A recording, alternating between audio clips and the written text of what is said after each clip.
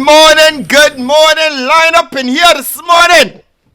Bastian, I hope you're ready. The sun out. You're saying like last week you could talk, but ready you couldn't come to the shack. Welcome everybody to Junkanoo 242.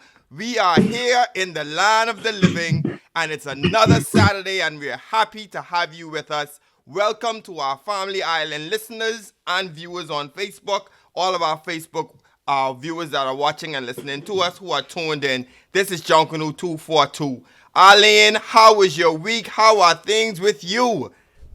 Good morning. Good morning, Hope, Shelly Ann. Good morning, fellas. Good morning, Bahamas. Oh, it's just wonderful to be here.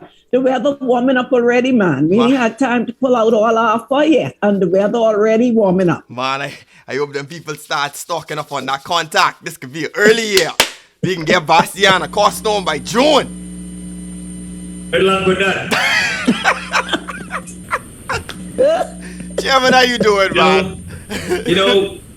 Continue to be hopeful. Well, we've been hopeful for 2 years now. yeah, I worry about Farrington, man. I worry about it. Once I get in the gate on time, that's all that matters. Okay, then. No problem. Well, Arlene, before we go any further, can you get us started with our prayer, please? Absolutely. Let us pray. Heavenly Father, for the gift of life, we give you thanks. For our nation, we pray for peace, prosperity, principle, recovery, and restoration. And for ourselves, we pray for wisdom to use your gifts wisely, especially the gift of Junkanoo, so that we may honor you, serve your people, build better communities, a better Bahamas, and a better world. Amen. Amen. Proud to be Bahamian. What y'all got this morning? What's up with that? Well, give it to me straight. I got two things. I was walking to the house and the news was on, and by mom them, and the office of the Prime Minister was recognizing the accomplishments of that program that Arlene highlighted last week, Gombe Kids. And they went into a little bit more in depth, and we got to see, they started to explain that the whole production was all Bahamian. Everything was Bahamian. And that was a very phenomenal, a good feeling to show people that it's racking up accolades all through the Caribbean, internationally, and things are happening with the show, and it's phenomenal. And my next proud to be Bahamian moment was on Facebook. I saw some pictures of Fred Ferguson and Novi and Emily working on some new music. So that is, a good feeling also to know that, the year is starting off right. We got artists in the studios and things are coming out. So I'm happy to see what comes out of our production. Absolutely. We will not let the old flag fall. Well, I have. Arlene, let me ask you this question before, not to interrupt you, right? Go ahead. Which old flag we talking about? Because we only got a new flag. Now, we ain't talking about the old flag. We were talking about when I learned that British song at 4 years old. We'll never let the old flag fall.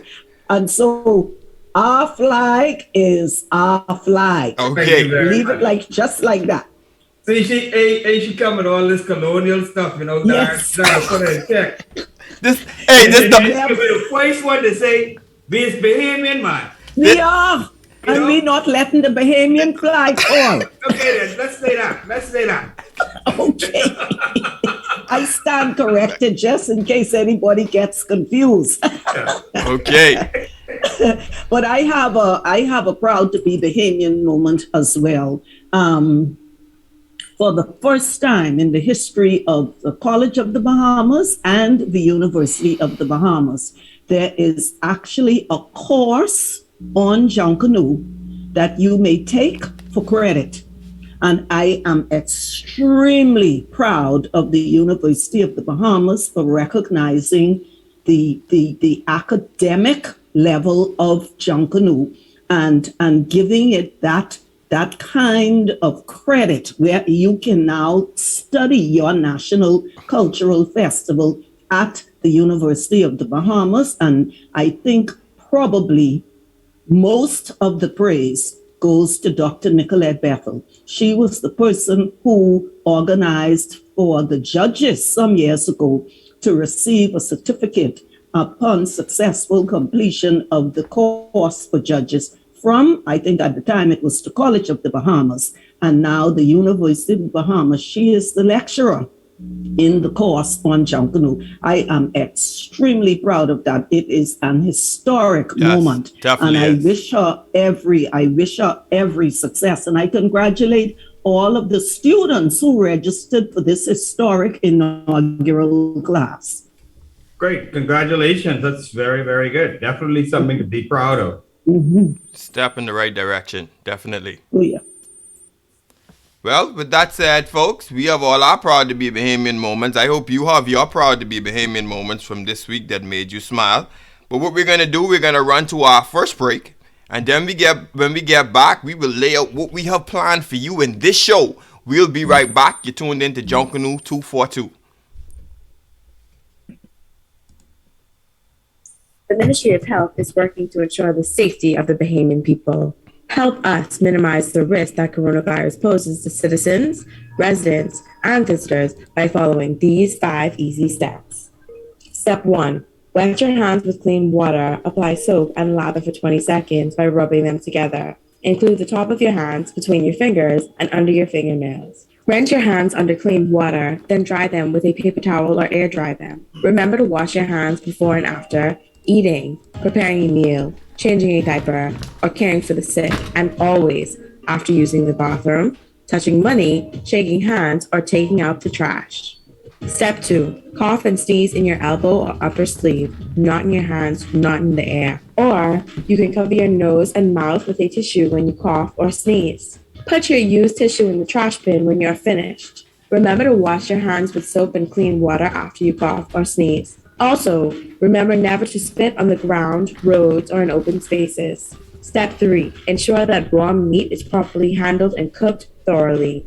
Step 4. Avoid sharing drinking glasses, eating utensils like spoons and forks, or sharing personal items such as toothbrushes and towels. Germs can live on surfaces we touch, so wipe and disinfect surfaces where germs can live, and keep your surroundings clean. Step 5. Avoid close contact with anyone showing symptoms of respiratory illness, such as coughing or sneezing. Should you or anyone you know feel that you have been exposed to the coronavirus, contact the surveillance unit of the Ministry of Health immediately.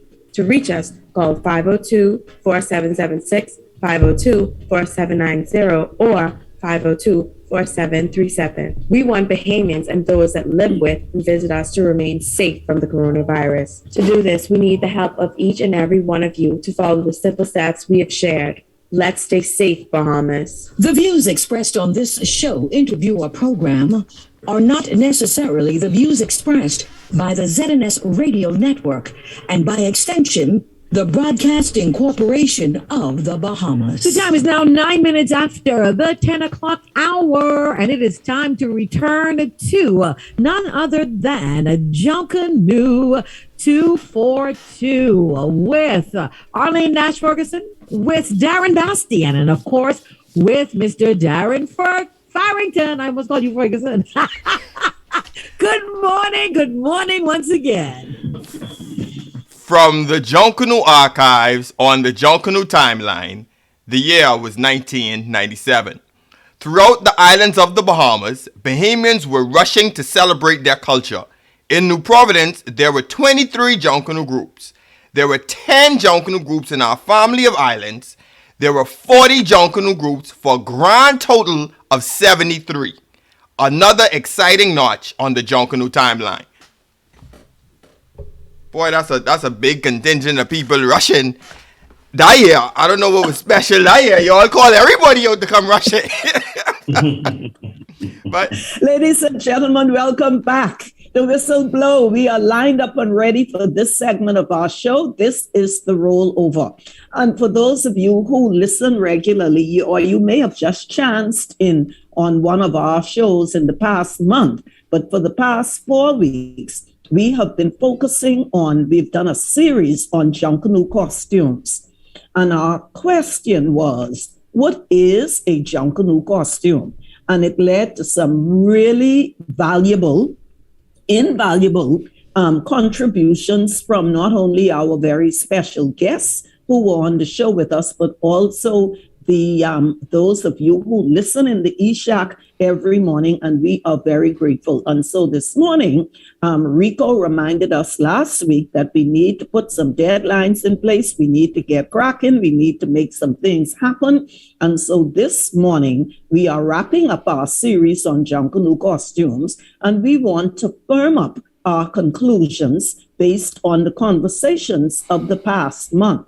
And so you are our guest this morning, and we are going to dive right in by asking DF to run down the list of what we all agreed on over the past few weeks as to what are the main components of a Junkanoo costume. So fellas, take it right away.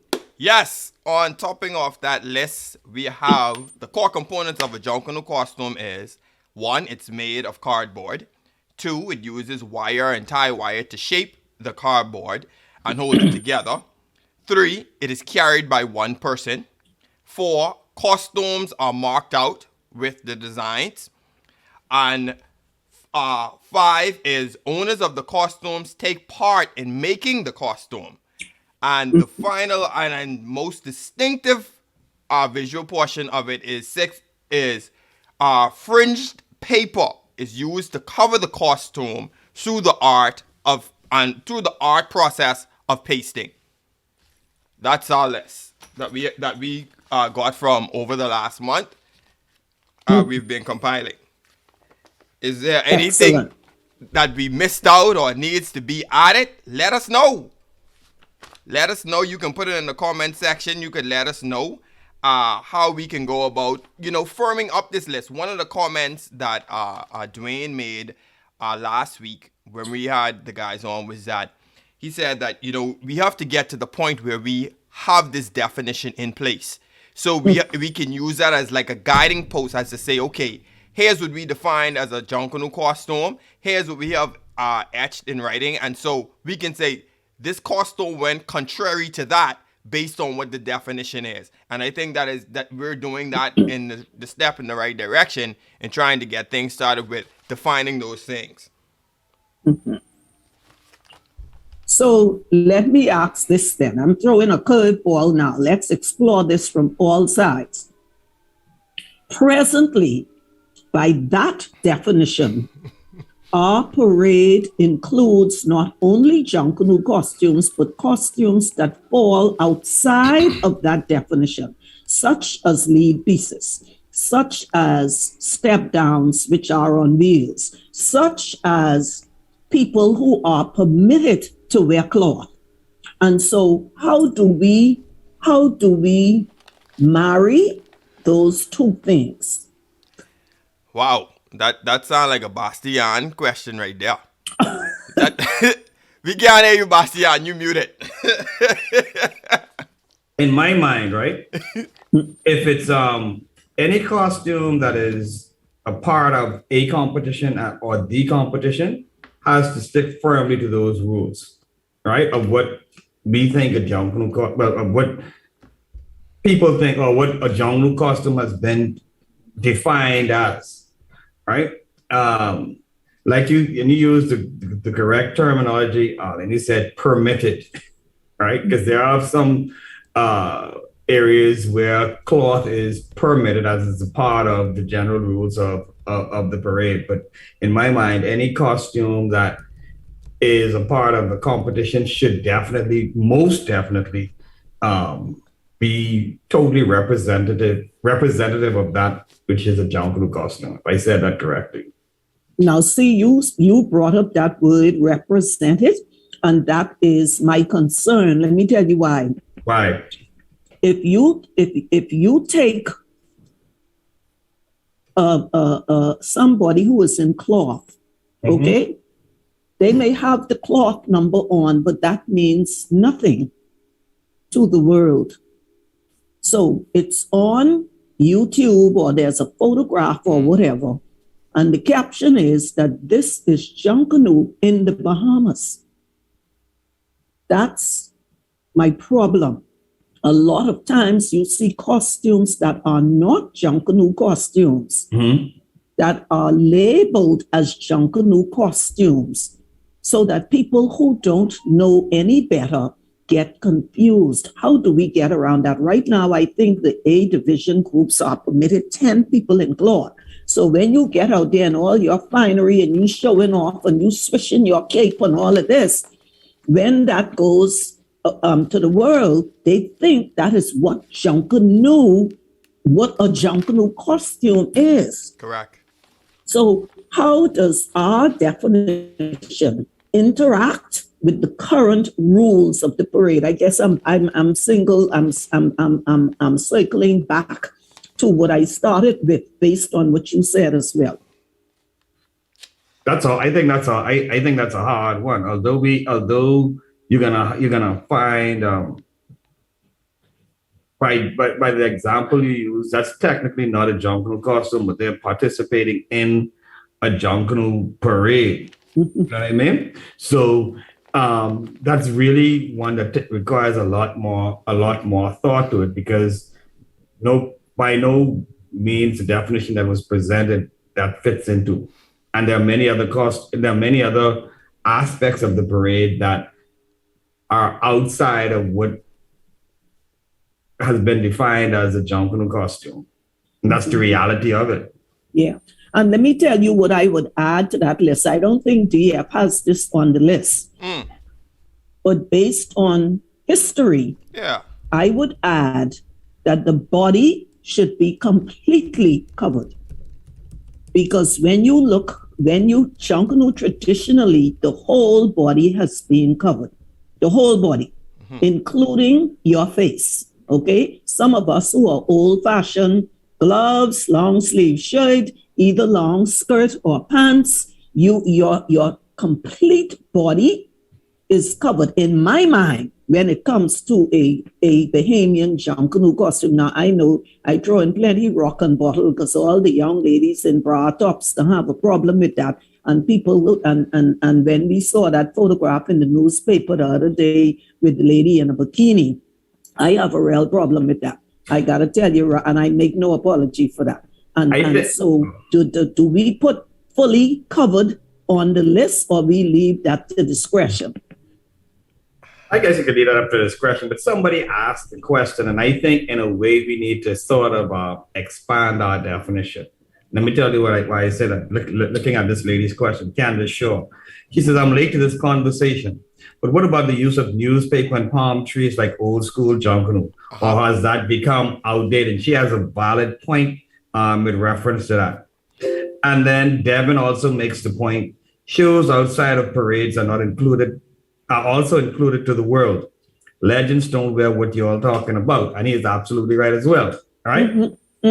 And that was the point. That's a question I had for us to tackle later down in the show. What exceptions do we make for show costumes and for costumes that have to travel where the paper does not hold up well? That's a whole segment we need to deal with. But I would really like to get this the pure definition down first. Then let's talk about exceptions. It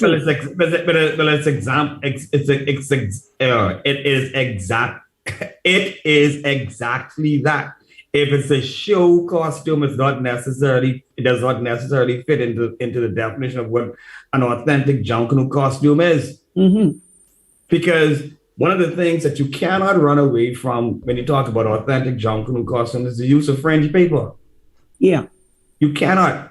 And one of the things that we may run into a challenge with the definition, we'll have to adjust that, is because yes, cardboard has been traditionally used, but then there are costumes where cardboard isn't used, but it's still fringe. Yeah.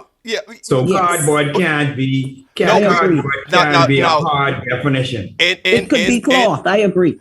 In the definition, we're not saying that all of these things have to be there, but we're saying these are the core components. You understand? So if you have, like you say, if you have a pasted cloth skirt, it is cloth, but the predominant thing that you see is the fringed crepe paper. So then, can we say, I'm just throwing a rock in the water, right? Yeah. Can we say then, regardless of what what the underneath of the costume looks like, the raw construction of the costume, let me put it that way, looks like, is, or whatever material that's used, what matters most is that it's fringe. I think that is by definition the number one thing that is required. Even if that costume is constructed out of wood, if it's constructed out of sheet metal, but as long as it's fringe, then that's the Junkanoo costume. Because to me, that is the thing that makes Junkanoo costume the most identifiable thing. The use of fringe. Let's get back to what you brought up about what the young lady said about people who was using newspaper and coconut leaves, and Devin just made a comment. Don't leave that point though. Don't leave that point before we decide on that, which is the underbelly of the costume. The underbelly and the skeleton of the costume will change over time, and we've seen that from the use of So we take cardboard out then. That's Darren's point. We don't stress cardboard. The stress is on the fringe then. I would agree. In my mind. Okay. I agree. Because that's the thing. In my mind, that is one of the most unique things about how you identify a Junkanoo costume. Yeah. Darren, I'll say the two of us in here, which one are you talking about? The two of you.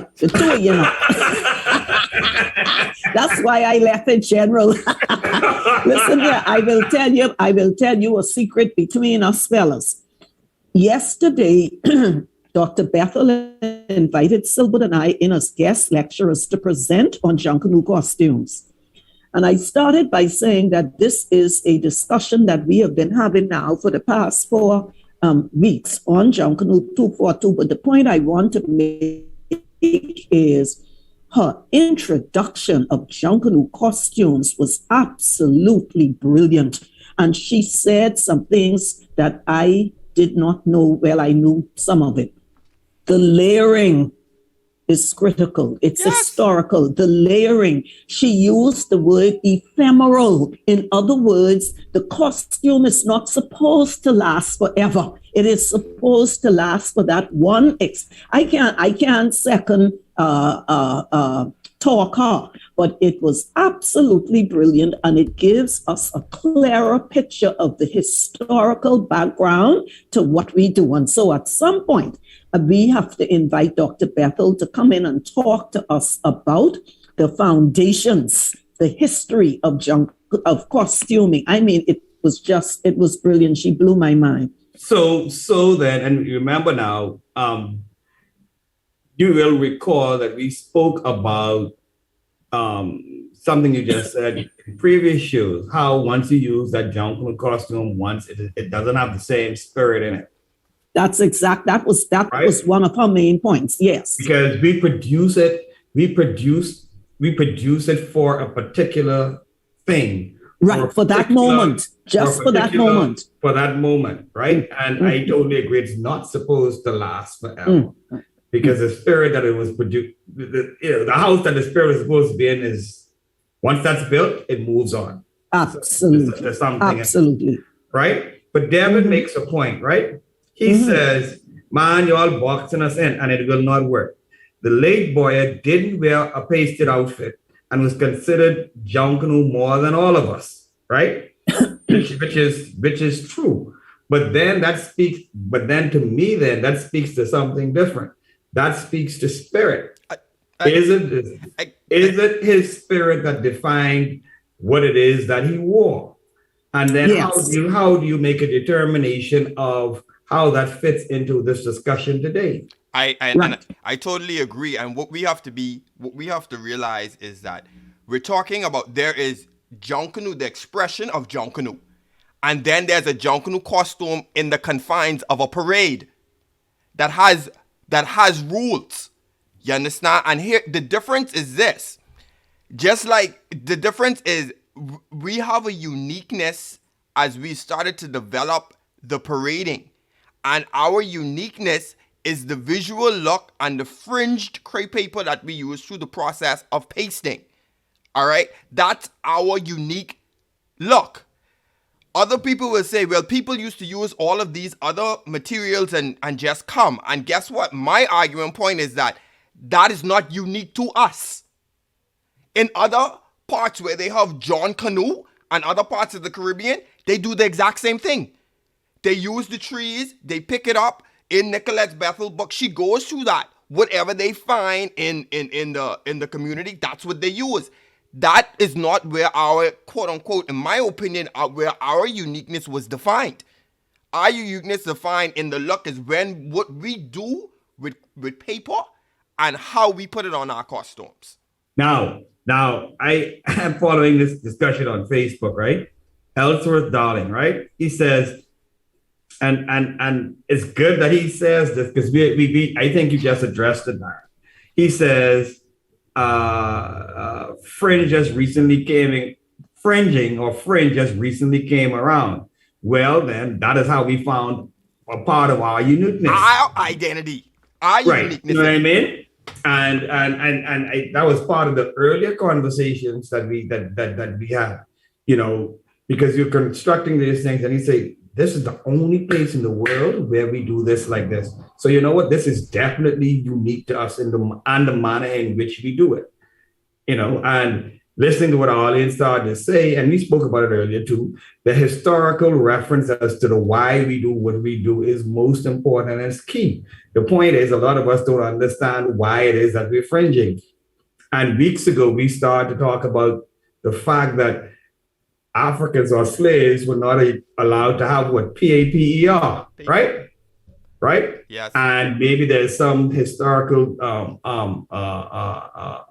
route to how we stumble upon this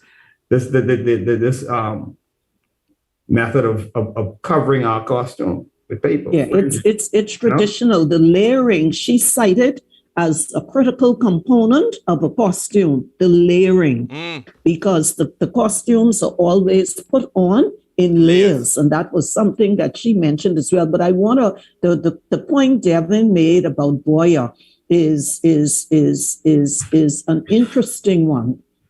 The difference is Boyer did not go to a shop and buy something to put on his costume.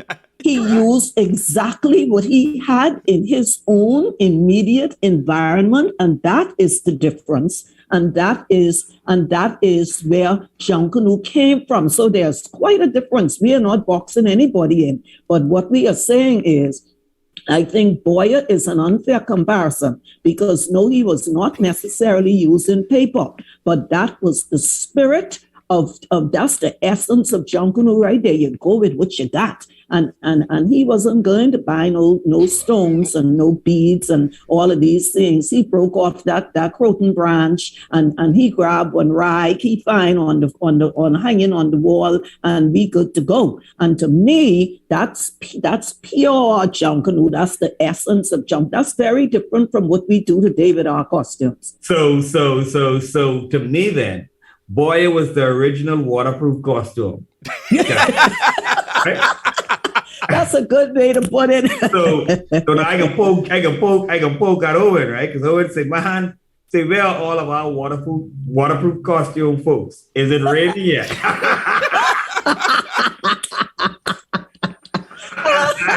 they gotta use is leaf. I need to stop.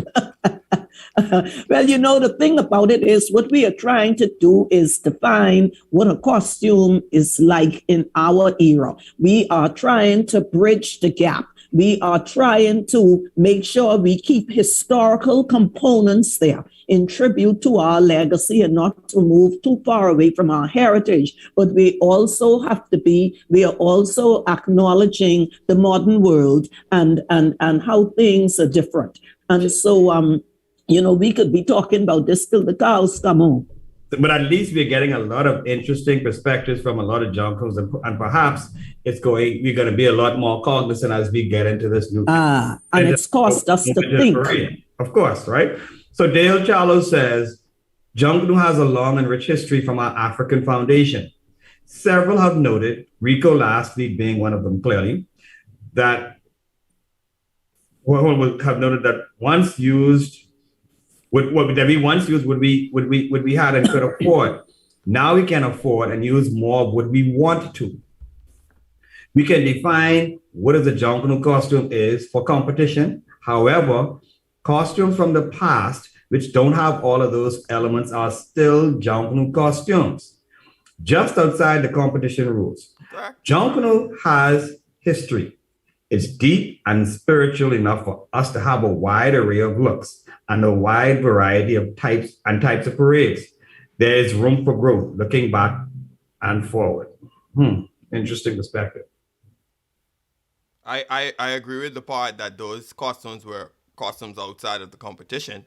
I would also say that they were costumes outside of what we have done to create such a uniqueness with this festival. And see, the fact is, right, not because it was any costume was a part of a parade means that it was an authentic Junkanoo costume, you know. Correct. Because oh boy, I can get in trouble for this. Because we've had parades where winners were crowned that were and the costumes, most of them were whole sections were not Junkanoo costumes. Not authentic Junkanoo costumes. Mm-hmm. But they were a part of what we deem to be a Junkanoo parade. Good. Okay. So and truly the importance of this conversation is really about us protecting the integrity of what we do, our heritage, because the more the water gets cloudy as to what it is that we are supposed to be doing and what it is that we are presenting to the international audience and to ourselves, then we move farther and farther away from what we are supposed to be. But I agree with Owen. I want to hear from my waterproof people. Where y'all is? They picking leaf, boy. They picking leaf. They picking leaf this season, boy. They ain't fooling with you. Oh boy, what a time. Okay. So go ahead. So then, now. So let me ask this question then. So by your definition, or fringe is a must. So regardless of what we construct this costume with, it must be fringe, right? Fundamentally, right? Majority fringe, right? So what if I decide now to throw my feathers on this costume? Is that still a Junkanoo costume? Okay. Now I think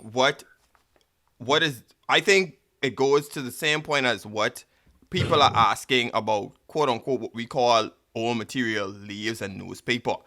I think the predominant skin of the costume is supposed to be fringed crepe paper. I would say fringe paper. Fringe paper. Yes. You can add enhancements. You could add newspaper. You could add leaves in certain places.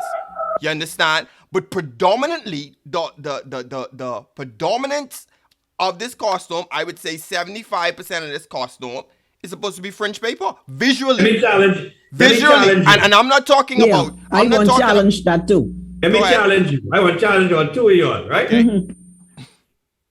We say one of the most important aspects of this whole thing is the process of layering, right? Correct? We agree on that, right? Mm-hmm. Yeah. Do we agree on that? Yes. Yeah. So now what if I pull a boy on y'all, right? What if I cut up leaves and I start to layer my costume like leaves? That's fine with me. No. Let me finish. I ain't use no crepe paper. I'm just layering my costume with leaves. Yeah. What is that?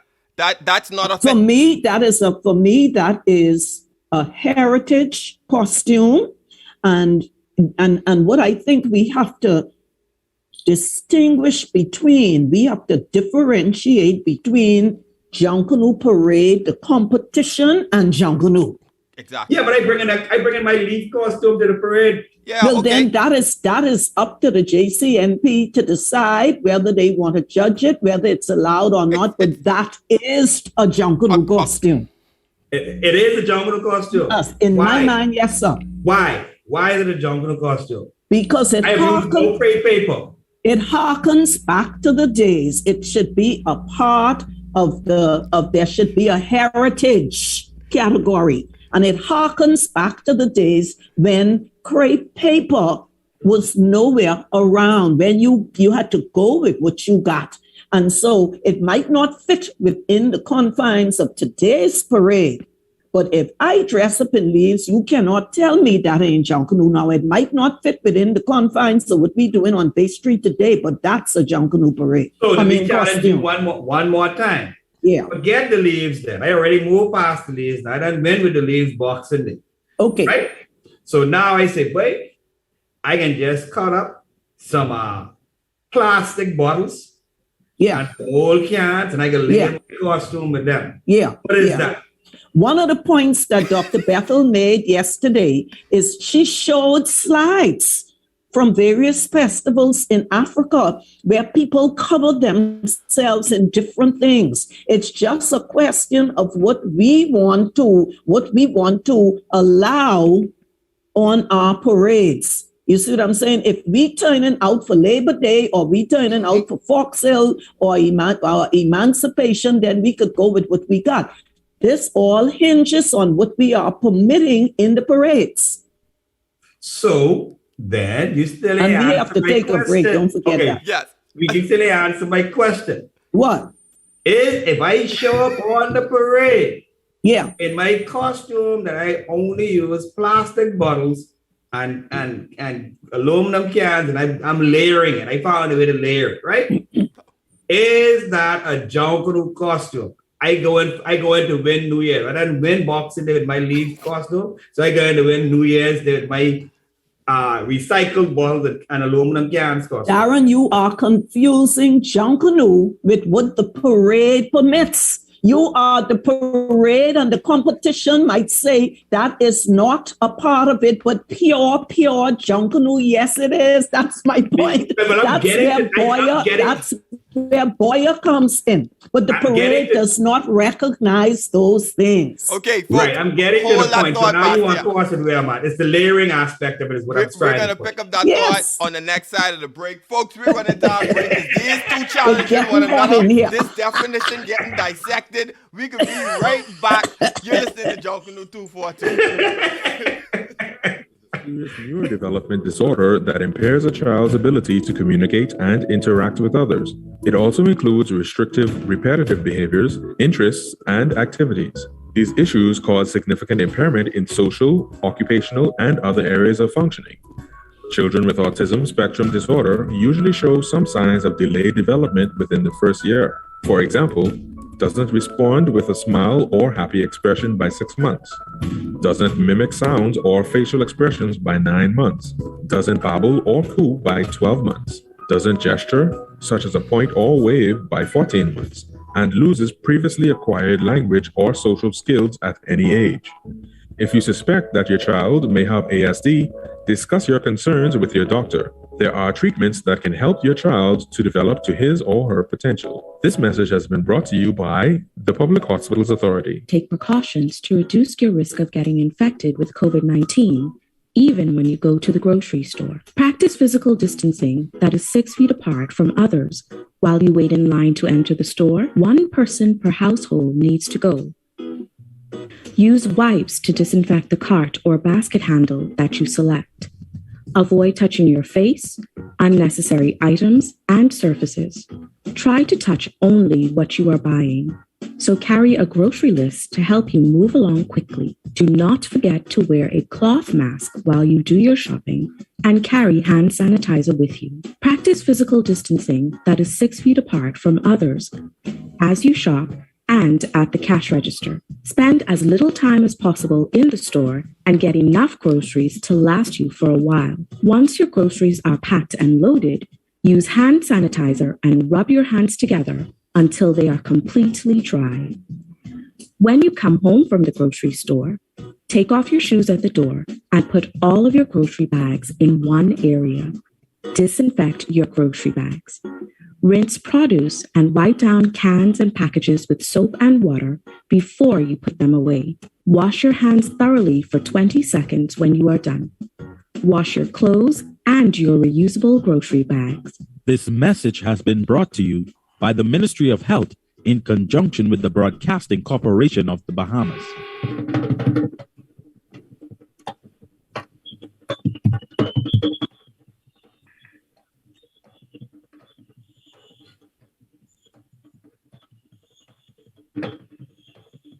From the Junkanoo Library, filed under C for contracts. Junkanoo costumes get more elaborate each year. So what's the solution for people who want to rush but simply don't have the time to paste? Well, the Junkanoo contract is for you. Many young men and women look to make their Christmas money by pasting costumes for other people.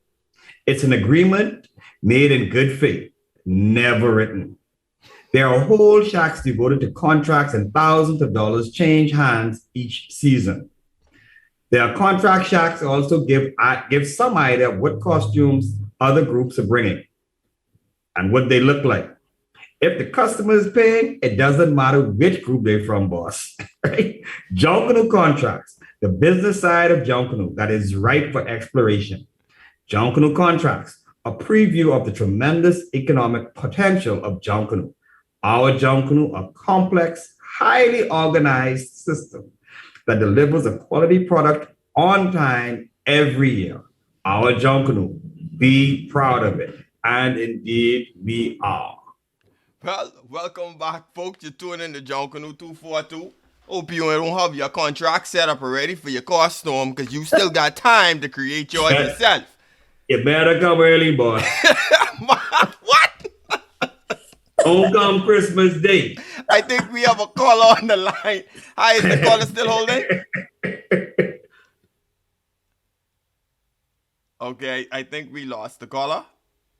Okay, before we move to the break, you guys were introducing some other elements to the argument in terms of leaves being layering and other materials being used to layer. And Bastian, what was your last comment before we went? Yeah, my point, I was really being facetious, right? Yes. My whole point was... You were, yes, we know. Right? My whole point really was the aspect of layering, regardless of what material we use. That was what I was trying to break the form. And I got a comment from Anthony Bostwick, who says, as usual, it's an interesting discussion. Please give my regards to all. Junkanoo is an evolutionary organism. It will always pivot with time. 100 years from now, Junkanoo groups will be on Mars, and it will evolve again. Just a thought. Yeah, but while we here, our uniqueness is fringed paper. So that's our unique identifying mark. Leaves you can find in other festivals. Hold on. Is the fringe paper the uniqueness, or is the process of layering the unique aspect? The combination is the layering of the fringe paper through the art of pasting. It's the combination. Right now, if there's a worldwide shortage on paper, can't get paper, right? Mm-hmm. What then will be our uniqueness? We will define that banana. I'll tell you, the banana tree in the back of my yard will be in deep trouble. Let's just leave it at that. No, because I'm just getting to this process of layering, and I'm also being a proponent for some people who say, "Man, I ain't pasting." So we have to understand why the process of layering is. Darren, let me tell you how I would answer your question. I'll go back to something I said earlier. We are trying to fit Junkanoo into the confines of a parade and a competition. Okay? A costume made layered in all leaves is a Junkanoo costume, but it is not in the context of our modern parades. And so the solution, I think, is we got several solutions. This is what comes to my head immediately. Either introduce, I just saw I don't know if everybody saw this questionnaire, the JCNP put it out asking if you want one parade or two, and do you think they will look the same as they did, and should we do away with certain categories? My thing would simply be this.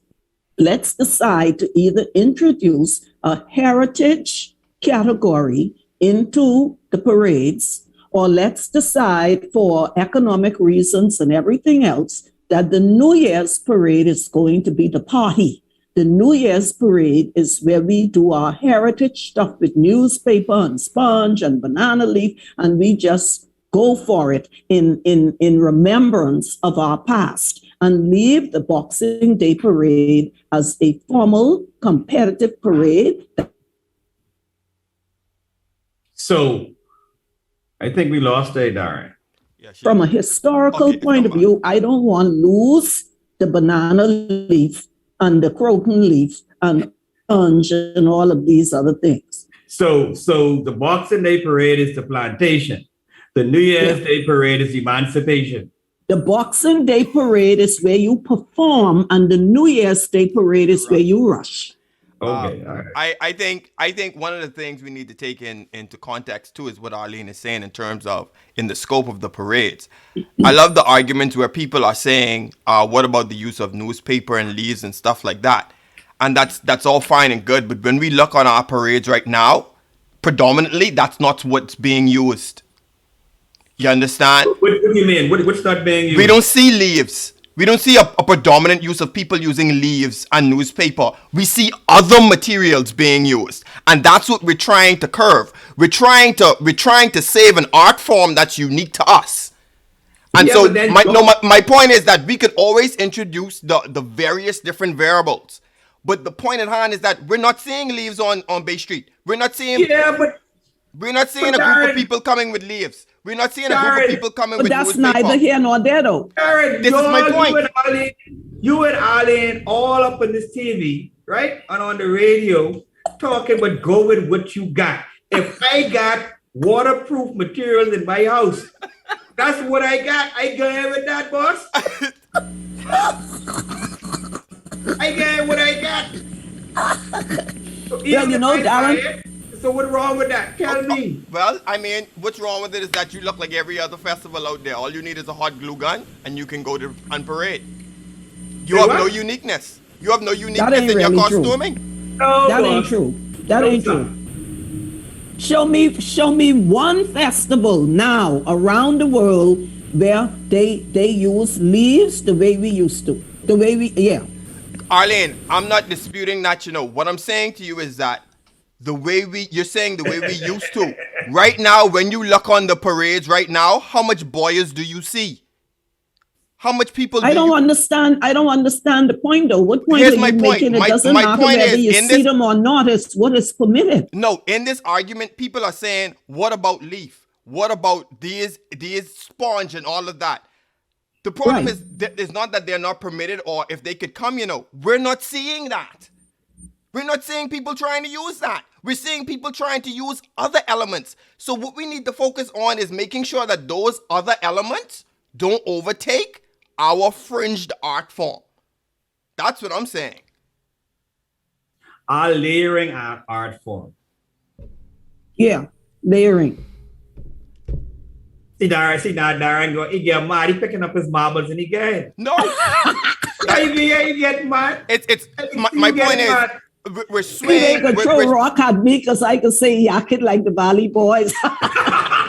Boobas, please forgive me. I didn't mean that. We gotta go to a break. We're swaying the conversation as to what about all of these other elements. And right now, I think what is important is that we focus on our uniqueness at this time. Our uniqueness is our layering of fringed paper. We can always say, what about this? What about that? What about these things? But how is that helping us to firm up what is unique to us? So watch this, right? Right? Devin Adams says, the one main component for Boxing Day Parade is to continue the rebellion, fringing something we didn't have, crepe paper from foreign, be accommodating for New Year's. Agreed, and is agreeing with you, Arlene. Mm-hmm. So then Bob was trying to throw rock at you too, Darren. Say, I want to see you in your leaf costume. Then Owen is coming back, say, my glitter foam, feather sequence, and satin folks ain't coming to bed in no banana leaf. Exactly. Those people, they only round for sport. That's my point right there. Those people talking about, what but banana leaf and newspaper, they ain't coming to Bay Street in them. That's my point. Yeah, but Bay Street is not the only place you can go. We cannot. You see, this is my point. We are talking about, if we're talking about a parade and a competition on Bay Street, then that is fine. But if I show up in leaves, you don't have to judge me. But you can't tell me that is not a Junkanoo costume. You don't have to judge me. Okay. I ain't going out there to get no prize. I gone out there to celebrate my heritage. You can't tell me come off the parade because I'm in leaves. You can't tell me that. So what if you come on the parade and win? Well, then see, that's another discussion for what the judge is looking for. Right? You understand? Because by definition, that's more of a Junkanoo costume than what is out. Most of what is out there now.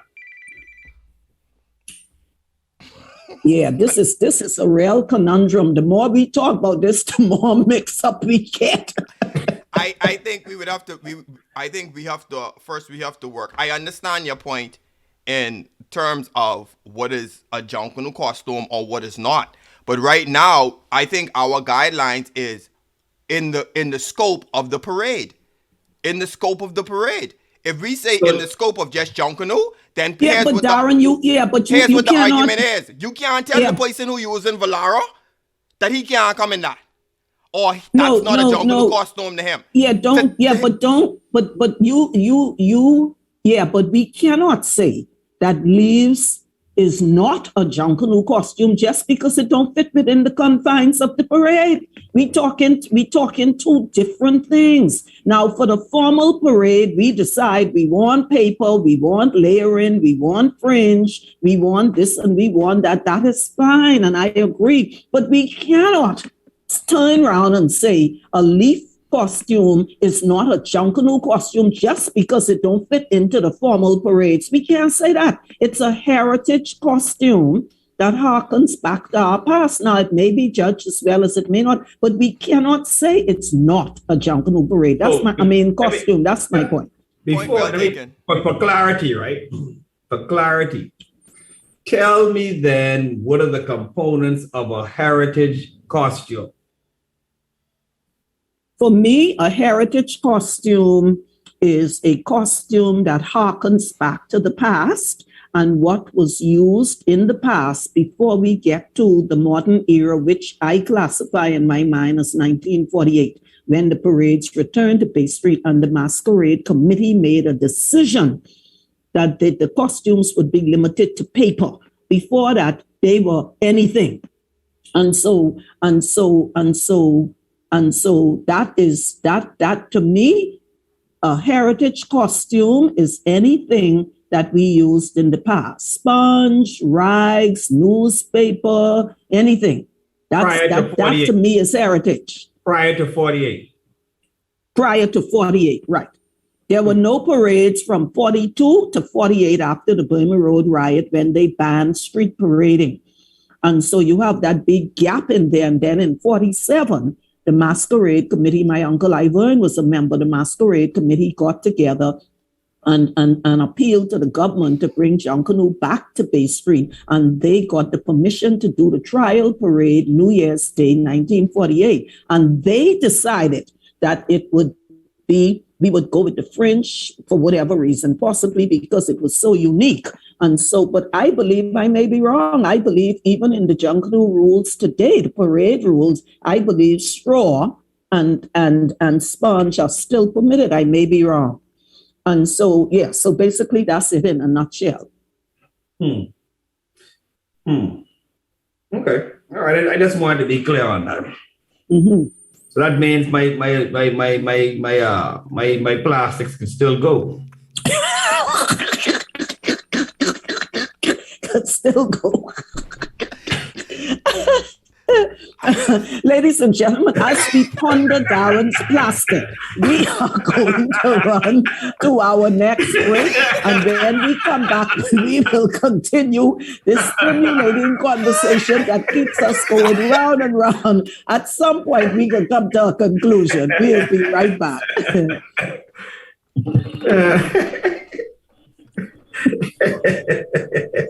You all asked for this today. You know, glaucoma is one of the leading causes of vision loss and blindness in the Bahamas.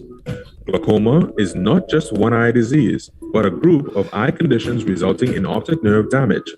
The more damage to the optic nerve, the more vision is lost. Glaucoma is almost always caused by abnormally high pressure within the eye. Only a doctor can diagnose glaucoma with a proper eye exam, especially in the early stages of the condition. The best way to prevent glaucoma or to catch the condition early before severe vision loss occurs is to have regular eye exams. Glaucoma symptoms include gradual loss of peripheral vision, usually in both eyes, tunnel vision in the advanced stages, or other symptoms include eye pain, nausea and vomiting, and reddening of the eye. If you are experiencing any of these symptoms, see your doctor or visit your community clinic as soon as possible. This message has been brought to you by the Public Hospitals Authority. Take precautions to reduce your risk of getting infected with COVID-19, even when you go to the grocery store. Practice physical distancing that is 6 feet apart from others while you wait in line to enter the store. One person per household needs to go. Use wipes to disinfect the cart or basket handle that you select. Avoid touching your face, unnecessary items, and surfaces. Try to touch only what you are buying. So carry a grocery list to help you move along quickly. Do not forget to wear a cloth mask while you do your shopping and carry hand sanitizer with you. Practice physical distancing that is 6 feet apart from others as you shop and at the cash register. Spend as little time as possible in the store and get enough groceries to last you for a while. Once your groceries are packed and loaded, use hand sanitizer and rub your hands together until they are completely dry. When you come home from the grocery store, take off your shoes at the door and put all of your grocery bags in one area.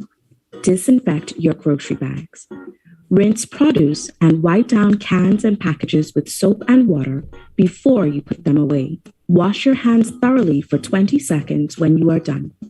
Wash your clothes and your reusable grocery bags. This message has been brought to you by the Ministry of Health in conjunction with the Broadcasting Corporation of the Bahamas.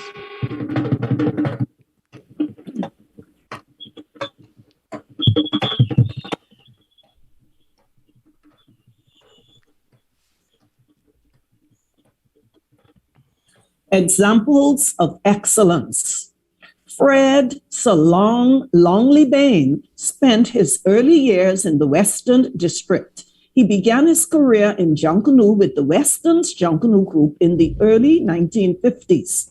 In the early 1960s, as a colleague of Winston Cooper in St. John's College, Fred joined the Young Valley Boys Junkanoo Group.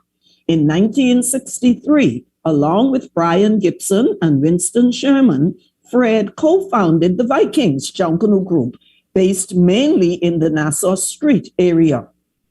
The Vikings' depiction of the three-dimensional hibiscus on Boxing Day 1965 revolutionized Junkanoo costuming and laid the groundwork for the costume arts and sciences of the present day.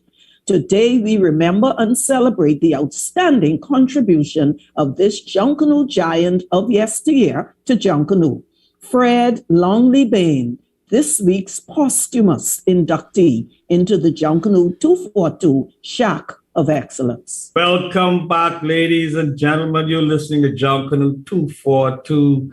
The E-Shack is wide open this morning.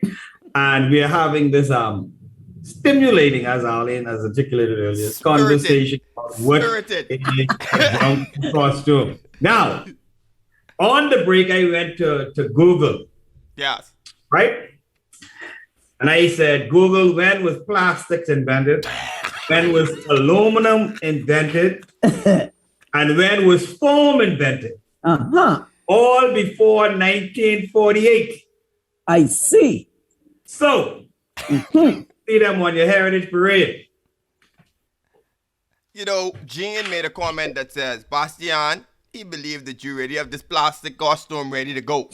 Yeah, that's why you really hopping on this plastic. You trying to push this debate. But anyway, okay, Owen says, you know, the irony of most of this debate seems to stem from persons fighting to license, to mimic other festivals and call it Junkanoo. Yes. If Persians were really fighting to incorporate more natural and indigenous materials into modern day parade, like shells, straws, leaves, the discussion would have been wrapped up from week one. And that's what I'm saying. Agree. These other variables we don't see on the parade. Amen. Ain't nobody saying, let me go with all leaf. Which group bold enough? No, but you still missing the point, though. You still missing the point. You're missing the point that a leaf costume is a Junkanoo costume. It is just not accepted in our parades today. You can't say it's not a Junkanoo costume because it's not paper. But you can't say that. I'll add the end. According to the rules, it's not. I can add the end. No problem. Right. That's what I'm saying. It's a heritage costume, and it used to be a Junkanoo costume. Yeah, okay. But according to the parades today, but so we can't say it ain't a Junkanoo costume because it don't fit into the rules of what we decide we want Junkanoo to be today. We can't dismiss our history like that. We just can't do it. I'm not dismissing it. And remember this. Remember this question that I continue to pose. Somebody decides that they have $10 million that they want to donate to Junkanoo over a 5-year period, 2-year period, and 1 year or 1 year period. Doesn't matter. Yeah. And they say, listen, come get this money on couple conditions. Yeah. I don't want no more crepe paper. I don't want no more crepe paper. Let's just say that's that one condition. What we can do? I know what I can do. No, I say we the Junkanoo community. What do I think we can do? I don't speak for the Junkanoo community. Here's what I think they can do. What everybody can say is the Junkanoo leaders could do what they want to do anyway. So we ain't got no say. So let them do what they want to do, and then they can blame the JCNP. That's what they could do. Half of them to say, that's an easy one. We ain't using no paper, no house, so pass the 10 million right here. So, my God, it ain't nothing to laugh at. True, it's a serious proposition. It's a serious proposition. So you want to know whether we would sell our souls for money. That's what you asking. Either sell it for money or give it up for free. Yeah, what are we doing? Yeah, we're helping with the demise of its distinction. What are we doing? For free, trying to copy somebody else and call it evolution. So what are we doing? We're giving it up for free, right? Correct.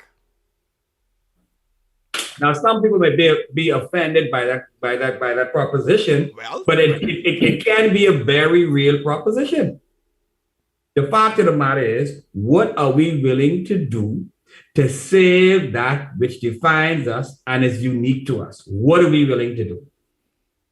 Well, simple question.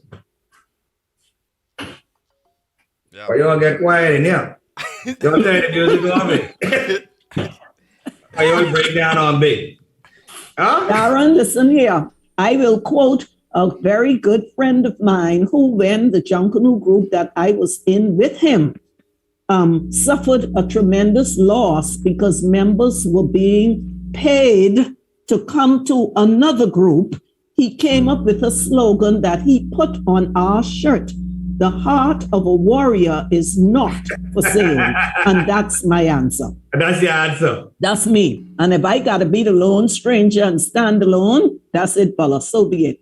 So be it. All right. And that was a wise fella. Yeah. I wonder who that was. But I mean, we just have to. I think the more and more we talk about this, the more and more it becomes evident that what we are discussing is a very important discussion. Oh, very much so. For and to the Junkanoo community. And we are the only people having this conversation. Right. So it's, and I think that Darren indicated that or you may have, that the JCNP just released a survey. Perhaps we should release a survey to get people's views also on the importance of preserving what the uniqueness of our cost, how we produce and cover our costumes. Yeah. Darren, my comment would be, I totally agree with you, and I think a wide variety of opinions are important. However, I also go back to a comment I made some time back that the JCNP needs to have an advisory body of people who are well versed. Let me tell you something. When Dr. Bethel started to talk yesterday about Junkanoo costumes, she literally blew my mind. I did not know these things. When she used the term ephemeral, the costume is supposed to be fleeting. It's only for a moment. When she used the word bricolage, the costume is, you're using what you have in your environment. And so people like her who have that deep historical and cultural and anthropological background, we need to hear from them as well as everybody else, because Junkanoo belongs to all of us. But there are some people who have a deeper level of knowledge on this than we have. And I think those are the people we need to, not only them, because Junkanoo belongs to all of us, but I think we need to include them as well. I agree, but Junkanoo belongs to, to all of us. So then, who are you, Darren, to tell me or even to suggest that the way that I am doing it is wrong? It belongs to all of us. Y'all can't tell me how to produce my costumes. Yeah, but see, again, you confusing Junkanoo with the parade. You confusing Junkanoo with the parade. Junkanoo is beyond the parade. You are talking about what they want you to, the limits that they will set for that competition, but that ain't only that's not only Junkanoo. I hear you. So even if, however I produce my costumes, whether it's for a parade or a walk down the street, and I call that Junkanoo, who are y'all to tell me that ain't no Junkanoo costume?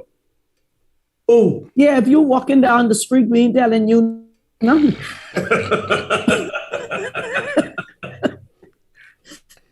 But you get my point, right? It belongs to all of us. So, but we have to stick honestly to what is authentically ours. So the question that we had to ask is, well, so how do we keep our uniqueness? Do we have a uniqueness? How do we keep it? That's the question now. Yeah. And certainly given the fact that the world has become a global village and we are able to access everything from everywhere, it makes this conversation doubly important, because when it comes to the formal parades, we do have to have guidelines that will allow us to maintain our uniqueness. Absolutely. There are no two ways about that. We can't stray off into looking like other festivals. Absolutely right. We have to set those guidelines for modern day Junkanoo. No two ways about it. Don't we have the guidelines and the rules? Or is it just a matter of enforcement?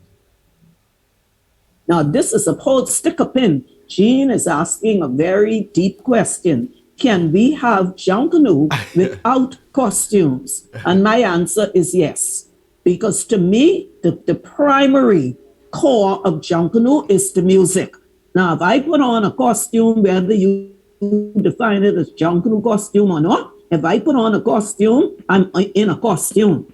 But that music, to me, that is Junkanoo. That's me personally.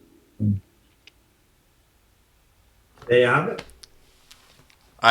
We just have Junkanoo without costumes, Labor Day, Independence, all these other days. I think we have a call up, Darren. Good morning. Hello. Good morning. Good morning. Mr. and Darren and Lady President, First Lady Ferguson. Good morning. In my opinion, to keep what is unique to Junkanoo and what is Junkanoo, not the parade, we need to continually. I'm so proud that they introduced this to the University of Bahamas, that we continue to train, educate, and if you continue training, is the key to educate, is the key to keep, because if we continue just to let anybody bring everything they want to do, it's not going to be unique to which is Junkanoo. You have a blessed day. Thank you, ma'am. Short and sweet, very, very powerful words. Thank you so much for calling. We truly appreciate it. And ladies and gentlemen, we were so busy talking, we did not even give out the numbers. But DF, let everybody know what our numbers are if they're listening via ZNS. 325-5403, 325-5404, 325-5405. And from our family of violence, 1-242-300-8255. Amen. Yeah, I think right now the platform that we have for this expression that we have, the greatest platform we have is those two parades, and those two parades are in a form with rules and parameters, and I think that is the way we have to. That is one of the ways that we can propel and portray our uniqueness through those parades, through that layering of the fringe paper, what we quote unquote accept and promote and not accept, right? We can't have Darren there with laid plastic and say, oh, he hearkening to his heritage, so this is costume. We like your banana leaf, yes sir, we understand that, but here's where we defined our uniqueness and our luck with this festival, and we respect your banana leaf. Now, here's what we would say. Why don't you introduce your banana leaf to some French paper? You understand? And marry the two. And then you may have a better presentation. But don't bring your whole banana sucker out the yard, tied to your back, and then say, oh, you coming on the parade. I'm sorry. Why not? Why not? Why not, Darren? Because that's exactly what people used to do in the 1950s when I was a little girl. There was a man out there who brought a banana tree and a donkey. Every donkey morning he was out there without and a donkey. That's here's right. The reason why animals get banned off the parade. No. The Saxons caused that. With the horse.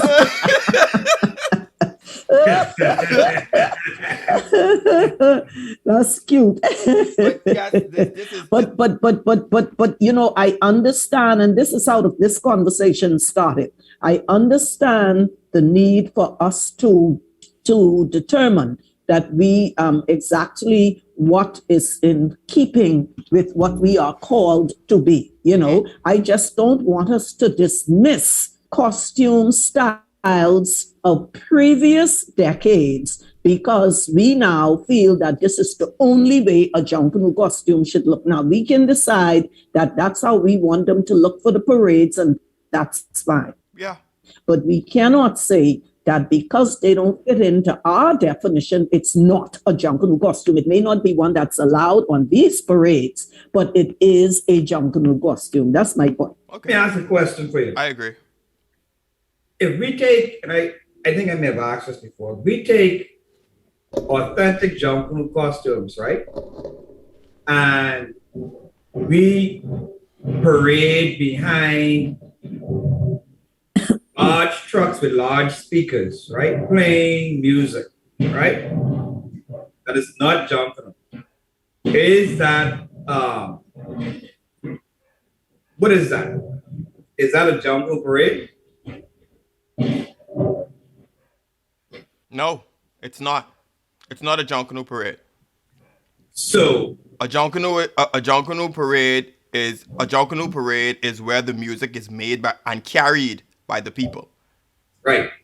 So if we take an authentic Junkanoo costume and put it in a carnival parade, do you think they would fit it?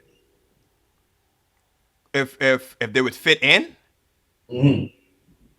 No, they would fit in, but the look will be stark different. It would be a stark different look. Okay. All right.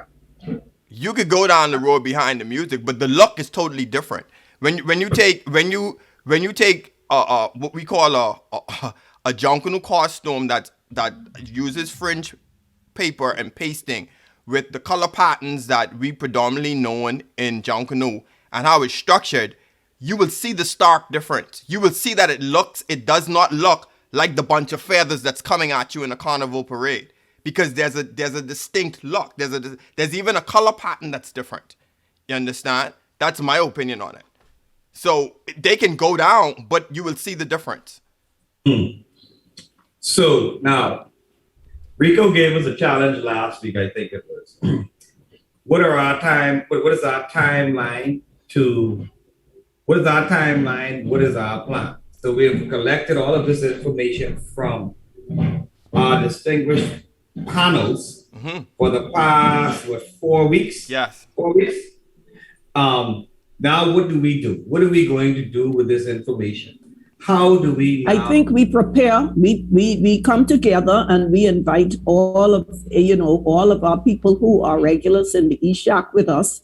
We come together and we draft a paper to present to the JCNP, and we take it from there. Anybody who wants to be a part of that, many hands make light work, and let's do that. What do we hope to achieve after this paper has been prepared and submitted?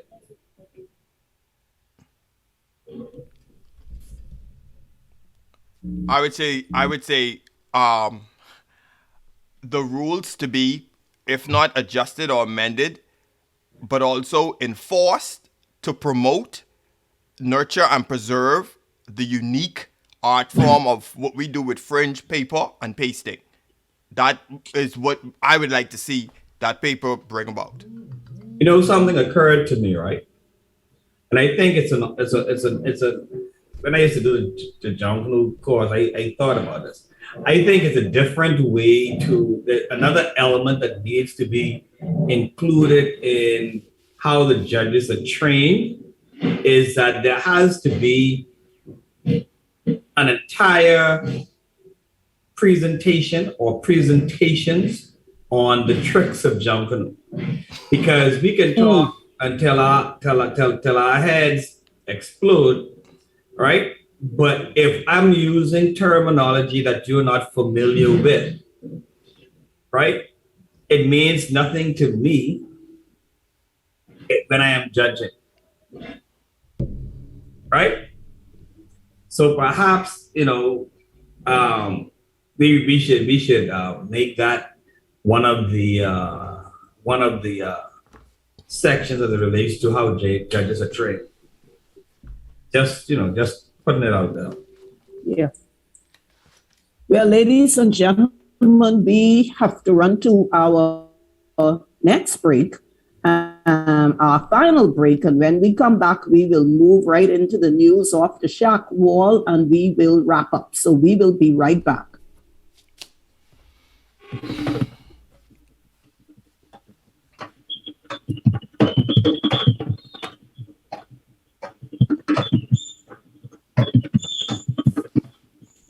Take precautions to reduce your risk of getting infected with COVID-19, even when you go to the grocery store. Practice physical distancing that is 6 feet apart from others. While you wait in line to enter the store, one person per household needs to go. Use wipes to disinfect the cart or basket handle that you select. Avoid touching your face, unnecessary items, and surfaces. Try to touch only what you are buying. So carry a grocery list to help you move along quickly. Do not forget to wear a cloth mask while you do your shopping and carry hand sanitizer with you. Practice physical distancing that is 6 feet apart from others as you shop and at the cash register. Spend as little time as possible in the store and get enough groceries to last you for a while. Once your groceries are packed and loaded, use hand sanitizer and rub your hands together until they are completely dry. When you come home from the grocery store, take off your shoes at the door and put all of your grocery bags in one area. Disinfect your grocery bags. Rinse produce and wipe down cans and packages with soap and water before you put them away. Wash your hands thoroughly for 20 seconds when you are done.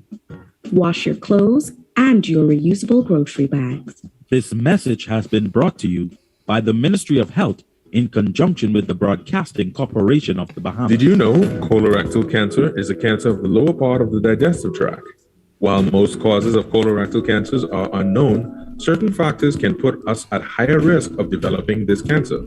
These risk factors include older age, being of African descent, a personal history of colorectal cancer or polyps, inflammatory intestinal conditions, inherited syndromes that increase colon cancer risk, family history of colon cancer and colon polyps, low fiber, high fat diet, a sedentary lifestyle, diabetes, obesity, smoking, and alcohol.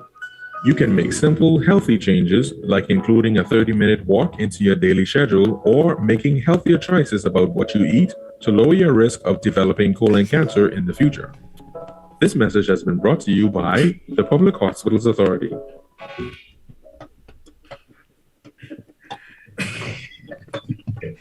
And now for news off the shack wall. We want to say a special good day to, we missed this earlier, to Miss Marjorie Brister, who listens to us each week. And we want to say a special happy birthday greetings to everyone that's celebrating at their birthday at this time, especially Kush Thompson. Jane says happy birthday, Jane. Bastian say he can bring you some leaf for your costume. Sinead Davis, Rosie Cadet, Doyle, Mr. Doyle Burrows. Rusi Cadet. Oh, Rosie Cadet, Doyle Burrows, Stephen Gay, and also Anthony Evans, who is celebrating today. Have a happy and a prosperous new year to everyone. To the families of all who's grieving the loss of the loved one at this time, we say our prayers and our thoughts are with you. And guess what? It is Saturday, February the 1st, 2022. We are 46 hopeful weeks away from Bay. Bastian, you ready? Like Jane say, my costume done ready, boss. Plasticate. Don't worry. You don't worry about what I deal with. Plastic. You don't worry about that. You He don't worry about collecting them soda cans. Ready to roll. Ladies and gentlemen, this has been such a wonderful conversation, and it is so important because, you know, we joke about it, but really only us are having this conversation, and it is important. And we have a caller on the line. Please, good morning. Go right ahead. We are listening. Good morning, all of you. This is Kirk Parkinson. A very interesting conversation this morning. I try my best to listen to you guys every Saturday morning. Thank you. Thank you, sir. But I know we lost time, but just a few comments. You will allow me to engage you for a minute or two. Okay. While I agree with Darren with regards to the importance of identifying costume, and at the same time, we have to, Darren Bastian say, if you want to come in as leaf and his plastic costume, he's permitted. All of that is geared towards what Ms. Arlene was saying, the history of Junkanoo and its costuming was from way back then, and you cannot disregard them. That is the history of our Junkanoo. Now, be it we started from way back then, but be that we are now focused on, as Darren said, the pre-dominant, which is the paper. I think we cannot forget our history, where we come from, because as they say, if you get the history, you know where you're going. Now, my recommendation is that we need to establish the importance of, yes, what the costume is, but I think we need to categorize them so that if we categorize them, we will keep all of our heritage, especially as Arlene and our history.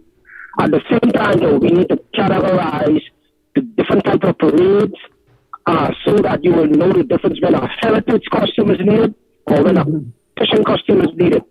And one of the recommendations that Arlene made, I think is also good, is that maybe we could identify Boxing Day for one parade and New Year's Day for another parade. But to some extent, if you do that, then it means you're going to be limiting people on the parades.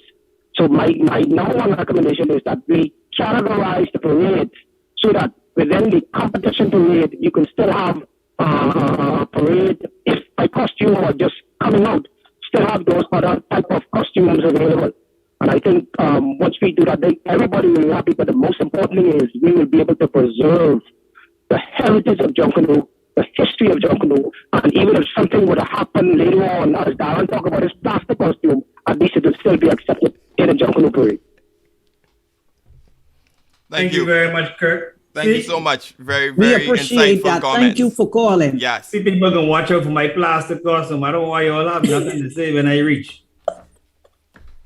Just make sure you in the right category, because other than that, we flinging you right overboard. Drum food. That's the right Drum category. food, as Drum Bubbles would say. food. Drum food.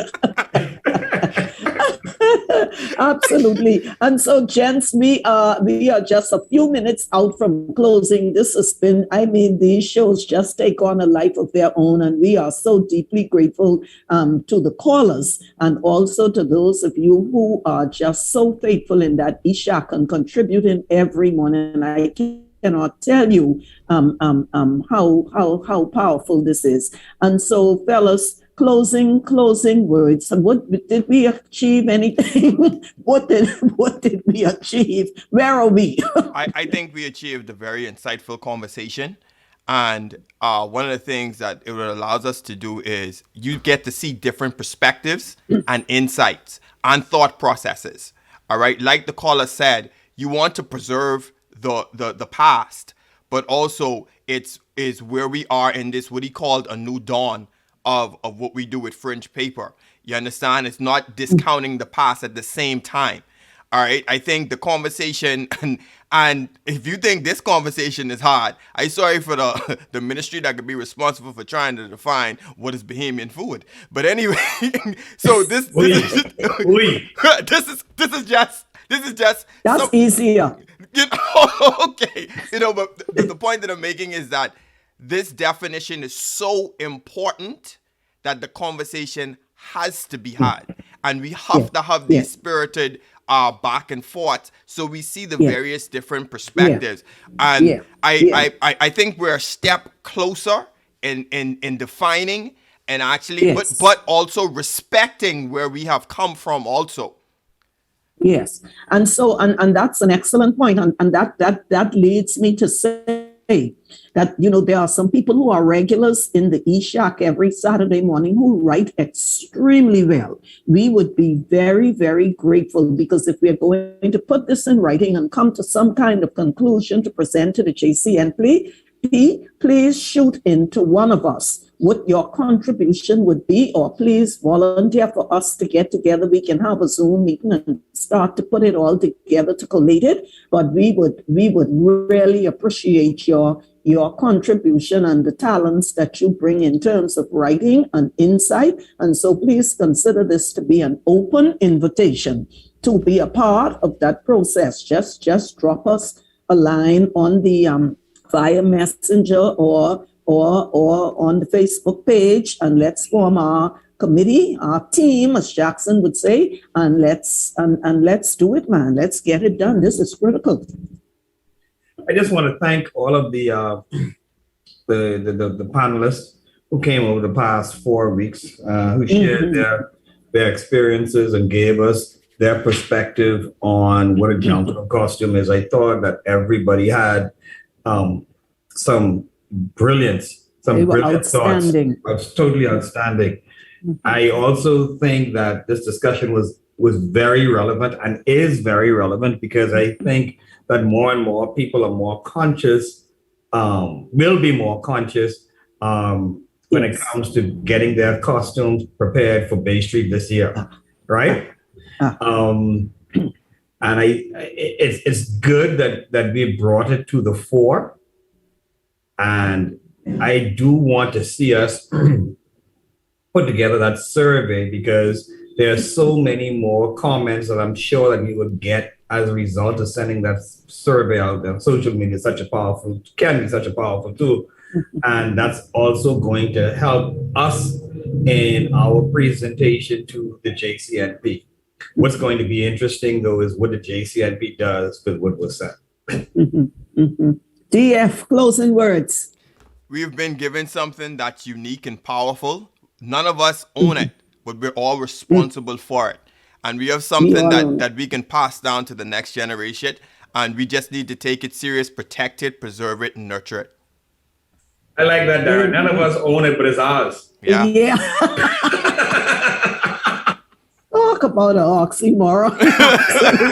And so, ladies and gentlemen, on that special note, while we try to figure it out, on that special note, we thank you again for joining us this morning. Truly, it is always our privilege to have this voice to be able to talk about things that are so close to our heart. And so next week, we'll be right back, same time, same place, God willing. Until then, remember, this is Junkanoo 242. It is all about you, wherever you are in the 242. And until next week, make sure now, stay safe, practice all the protocols, but let everything you do prove beyond a shadow of a doubt that we are all proud to be Bahamian. We'll see you next week.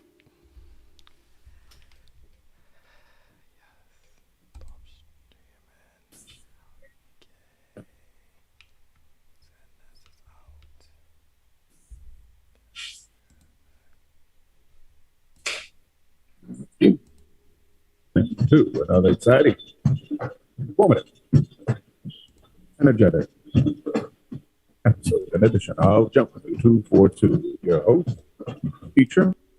Okay. We're off Facebook. We're off ZNS. Whew. That's beautiful. Beautiful. That went very, very well. Boy, I tell you, we could talk about this till June and we wouldn't be finished. That make your head hurt. Oh yeah. Jesus. That's right. But I hope people like Dwayne Ellis and Dale Charlo, and they were on my mind in particular, but I didn't want to call their names because I might have left out somebody else who also has a contribution to make. But we just need the three of us and 2 or 3 of them to put together that paper and submit it and see where we go from there. Owen. And Owen, yeah.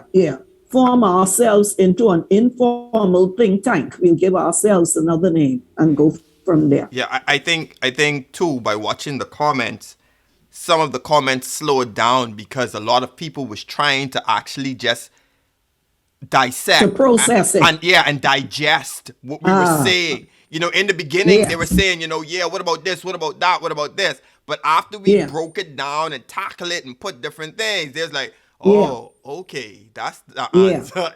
So that's a good discussion. So who is up next for next week? Yeah, what we want to do for next week? I think we need could get the costumes and come back when we have the document completed and go over that. Right, because I do want us to do that survey though, Darren. So I guess prepare the questions. We could use up to 10 free questions using SurveyMonkey. Okay. All right. Cool. And look at the. We don't want to necessarily replicate the questions the JCNP asks, and so look at that. Darren put that in our chat, and so that helps us a guideline as well as to how we can frame us. I got to answer the phone. I'm coming right back. Okay. Yeah, but I think we should put this one to rest. Next week, I think I haven't given a thought to what we should do for next week, but I need to just write this communication to Mr. McQueenie, because I think that show will be powerful as well. What is his topic? What is he speaking on? I think we started to talk about, is it part of the history of Junkanoo, or we were talking, something I read by him. He was talking, it was a piece he did on the County Joes and how they got this name. And what was the topic we said we were going to talk about with Sean McQueenie, Arlene? That's a good question. What was it? I know that I made a reference to this piece he did on... was it the whole... He had done a piece on Columbus as well. When that was talking about County Joes and all of that. And I said it would be interesting to have him on to talk, I think, about the history of who we are as a people. Yeah. You know, I don't know. But it was something that I it's a pity I didn't put it in our chat. Have you asked him already? No. I have to send him a note. Send him I guess call him or send him a note. I can't even remember the article that he wrote. So who do we want for next week, guys? I don't even know. Oh, and I don't agree with a difference between show costumes and Junkanoo costumes. Is either Junkanoo costume or it's not? Because guess what? If you quote unquote, if you're doing a production, right, and you need a suit every night, what you do is in your production cost you factor in those suits you need, right? So if you need somebody to produce for you a piece that is pasted because you're doing a show 4 times a month, and you know after 2 shows the piece ain't no good, then that means you need 2 a month, right? So you need to contract somebody to produce a piece for your shows, right? And so ain't no cutting giving excuses for these people. This next thing, same thing with the people who say costumes hard to travel with. Okay, I agree with that, right? But let me put this in perspective. Most people have flat screen TVs in their house, and they ship them. But Darren, let me tell you what I didn't say. Right? When Byron Trotman and Wooler and all of them used to travel back in the 80s and 90s, they wasn't carrying they were carrying pasted costumes. And this is why I say that is a cop out, isn't an excuse. You know what I mean? It's an excuse. Oh, it don't travel well. What do you mean it?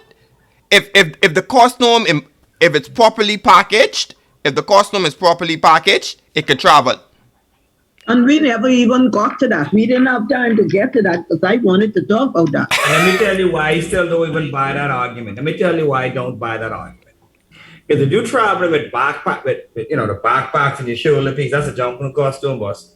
I mean, that's the structure of a costume. Yeah. Yeah. And what it is too is that we're stifling a lot of the innovation because we find excuses why not to. Right. You understand? Why not to? Just like how you say that backpack strap. You'd be surprised if you had to use that, how that could innovate into something. Because, okay, I need a smaller, lighter shoulder piece to do X, Y, and Z. Okay. Man, when you talk about innovation, listen here. When Silver built them girls' costume from a pair of Cheryl and them, believe me when I tell you, Alika used to carry her pillow and her blankets right in the back here in her back, Cut it in open. her back, her shoulder, her harness. When they break, the top, he cut the top and it opened like a flap. And down in there was where she had her blanket and her pillow. My God. That's right. Innovation, boy, look here. Half of the story has not been told. And this is why, some things I say you can't give people no leeway. Here, when you look like a lot of things that are innovated, when you walk in a room, you say, I need it to fit in here. Don't tell me it can't fit in here. Yeah, you could come up with a million excuses why you can't do it. Give me the reason on how you can get it in here. And that's what we have allowed to happen. A lot of people don't want to discipline themselves to do what it takes to create a Junkanoo costume. That's the long and the short. Yeah. Well, the problem is deeper than that, and this has been mentioned as well.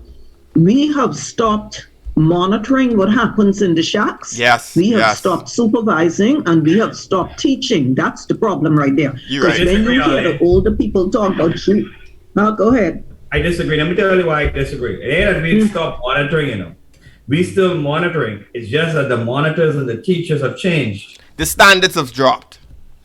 Yes, I agree. True. Yeah. So But because Darren, even to some extent, yeah, you are absolutely right. Yes, there's still monitoring and that kind of thing going on. But that whole process of you got to start from scratch and work your way up, that ain't happening no more. And I will tell you all, because we in a private conversation.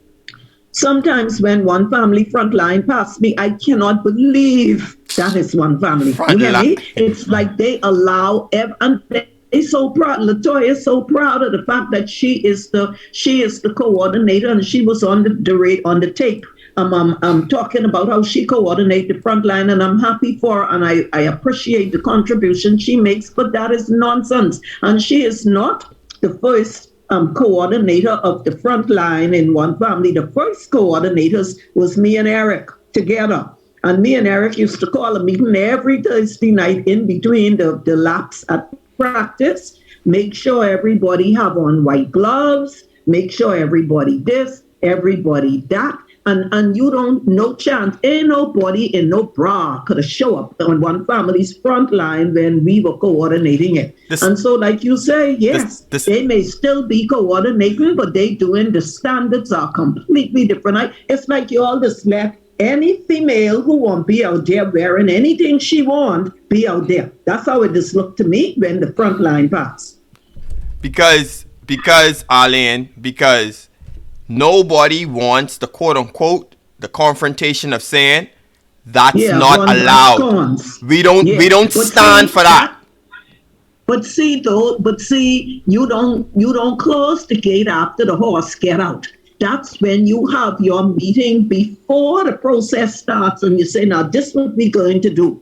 I used to go to the Q Club up on Mackey Street and buy like 40 pairs of white gloves wholesale. You can't come in our front line unless you this, you that, you the next thing. But like you say, they may think they're coordinating, but they're allowing everything to go. Coordinate. You know what they call it coordinating?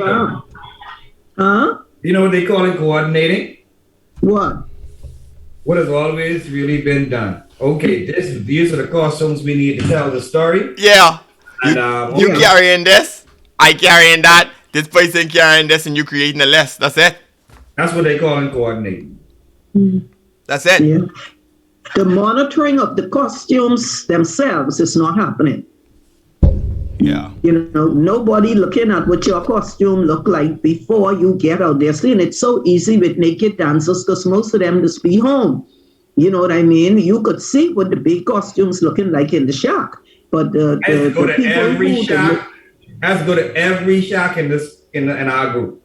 Yes, I could vouch for that. And Silver too used to check every single one. I gotta tell you what we had before we go to Bay Street. Ever since Bubbles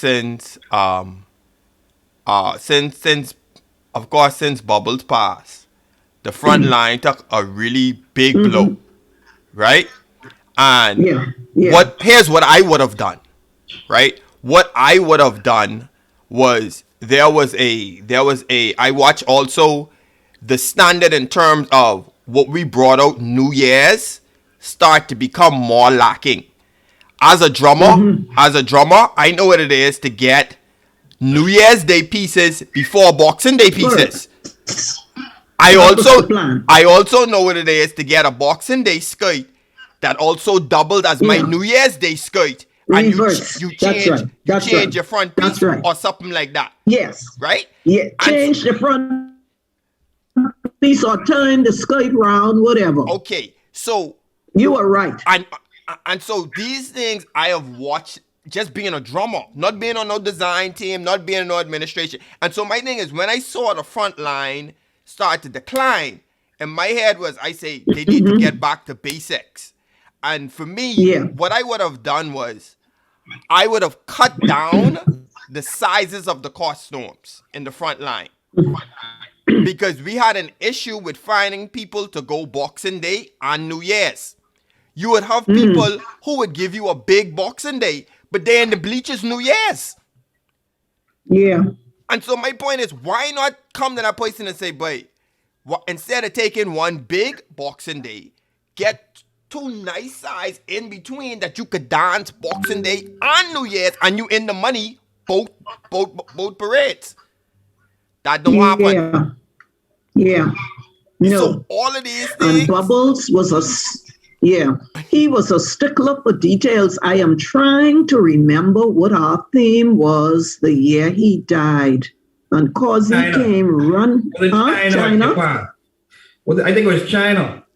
Well, maybe this was not the morning, but I could remember cause he come in running up to me one morning and asking me how to line up the group, because Bubbles was very particular. When we did the Indians, when we did the Great Powwow, it might have been that. We were lying, huh?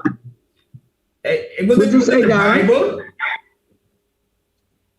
It might have been the Bible. We were lined up with the Bible. The miracles were lined up in order as they had happened in the Bible. Wow. When we did the Great Powwow,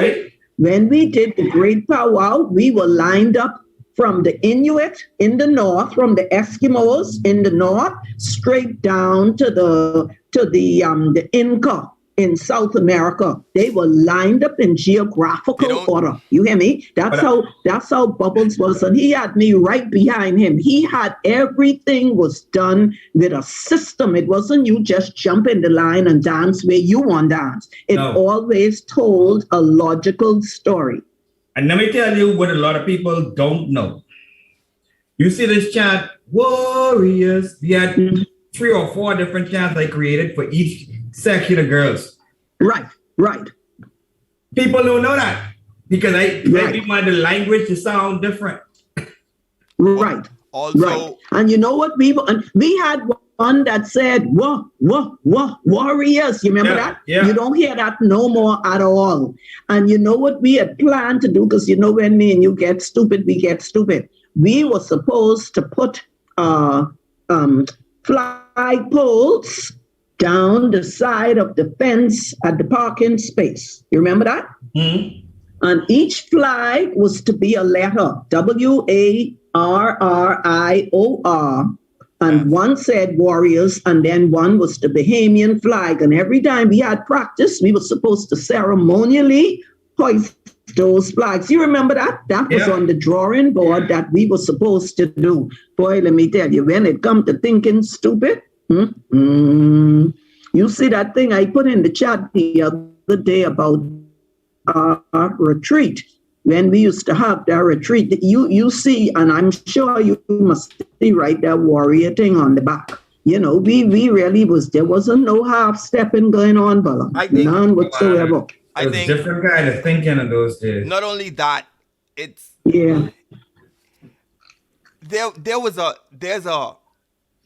there's a meaning. There's a deeper meaning for a lot of people. They is do Junkanoo.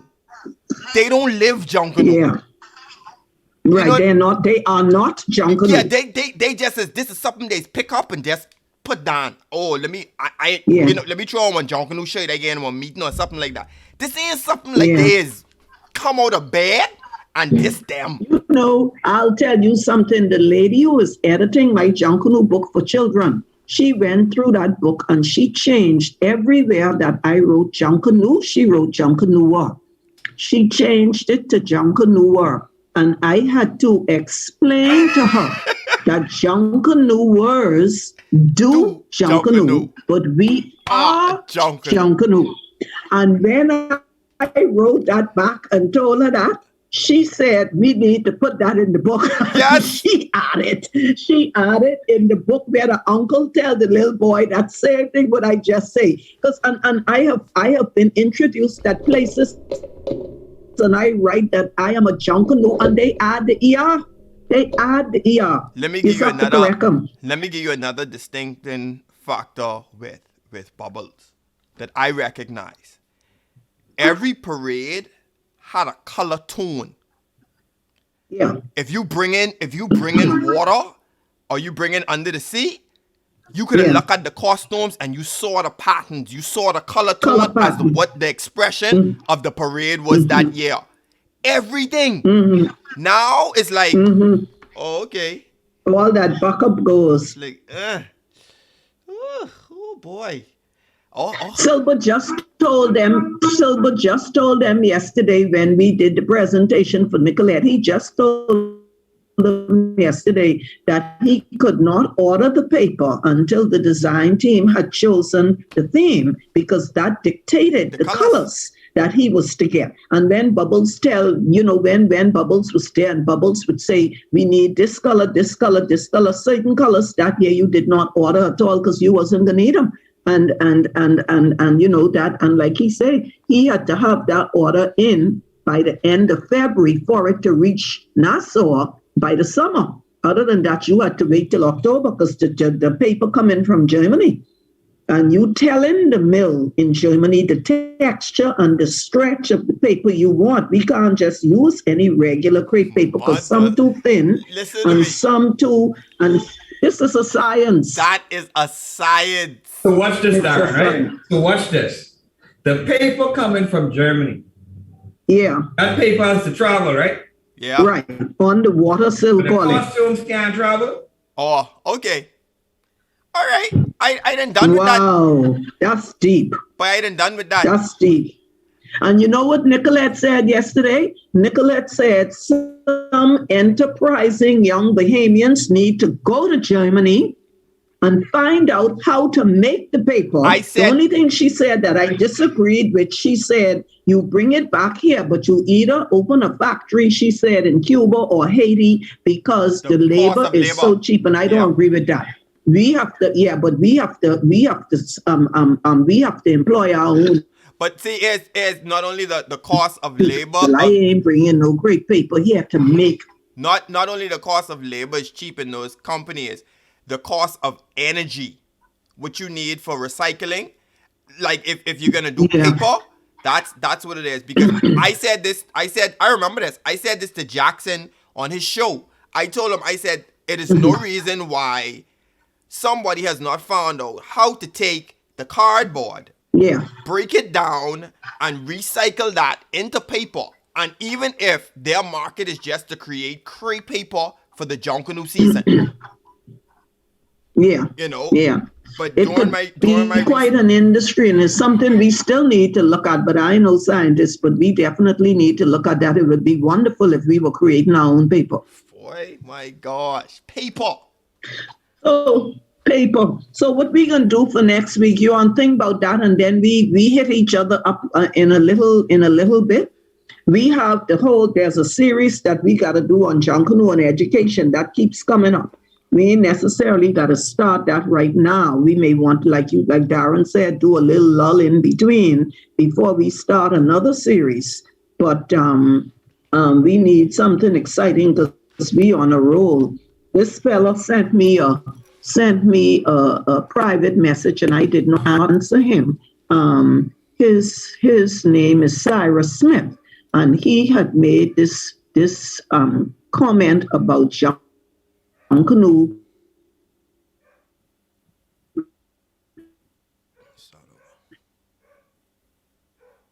before, and I had sons. I just closed the window. Hold on. We didn't hear that part. He made the comment on what about Junkanoo? I trying to find it. Oh, okay.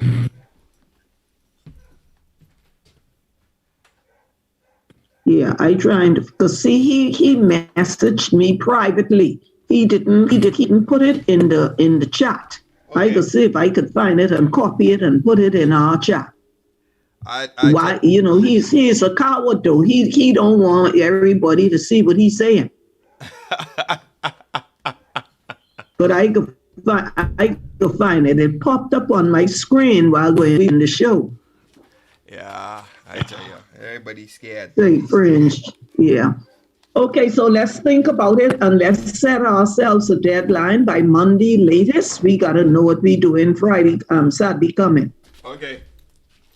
We can do that. All right, guys. Okay. Okay, we'll do the rest via chat. Yeah. Okay. Have a good one.